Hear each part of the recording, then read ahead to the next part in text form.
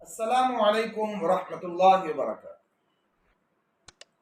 ہمارے ایک دوست کی طرف سے یہ سوال آیا کہ ہمارے یہاں پر مسجد میں وضو خانے کے نام پر چندہ ہو، جمعوں میں اور جمعے کے علاوہ بھی۔ پھر جب چندہ اکٹھا ہو گیا تو آپس میں لوگوں میں ذرا اختلاف ہوا اور کچھ لوگ کہنے لگے کہ اس چندے کو دوسری جگہ پر لگا دیں۔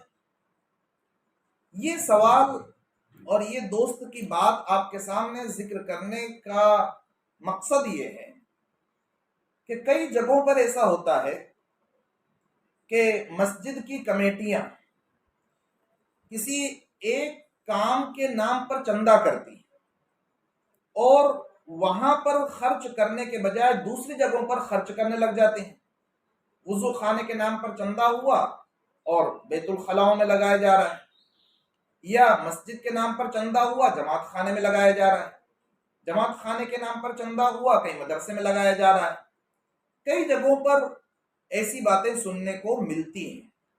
دیکھیے، بات کو تسلی سے سمجھیے کہ جو مسجد کے صدر حضرات ہوتے ہیں، سیکریٹری ہوتے ہیں، مسجد کی کمیٹیاں ہوتی ہیں، کمیٹی کے ممبر ہوتے ہیں، متولیان ہوتے ہیں، ٹرسٹیان ہوتے ہیں، تو وہ اس چندے کے مالک نہیں ہوتے۔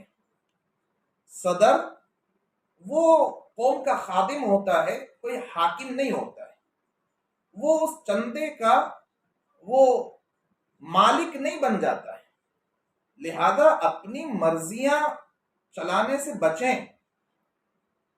بلکہ یہ جو کمیٹیاں ہوتی ہیں، یہ جو صدر اور سیکریٹری حضرات ہوتے ہیں، یہ اس چندے کے سلسلے میں امین ہوتے ہیں، وکیل ہوتے ہیں۔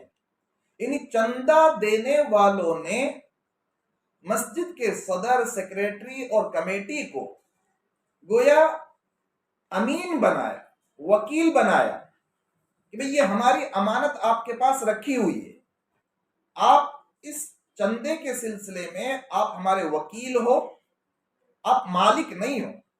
لہذا چندہ دینے والوں نے جس نیت سے، جس مقصد کے لیے چندہ دیا ہے، اس کو اسی مصرف میں، اسی جگہ میں، اسی کام میں لگانا ضروری ہوگا۔